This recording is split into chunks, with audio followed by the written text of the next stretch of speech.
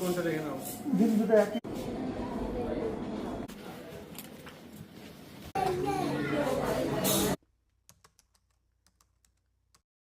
আমার মায়ের ব্যস্ত জামায় কাজের মাঝে পেয়েছে একটু অবসর, তাই শীর্ষাসন করেই চট করে আমরা বেরিয়ে পড়ি সবাই মিলে জামাই ষষ্ঠীর গিফট কিনতে।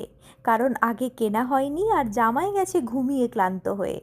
ক্লান্ত ঘুমন্ত জামাইকে নিয়েই আমরা পৌঁছে যাই বহরমপুর, আর দোকানে ঢুকেই যে যার মতো দেখতে লাগলো যার যেটা দরকার, কারোর সানগ্লাস, কারোর নর্মাল চশমা, আর তার মাঝে আমার বাবা জোর করে আমাকে পরিয়ে দেয় একটা হলুদ রঙের সানগ্লাস, আর তারপর নিজেই হাসতে থাকে। আর বাবার এই হলুদ রঙের চশমা কেনার কারণ আমি হলুদ জামা পরেছিলাম।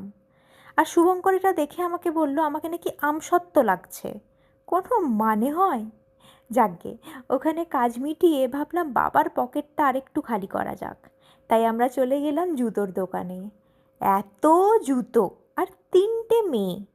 কি মনে হয় 5 মিনিটে বেরিয়ে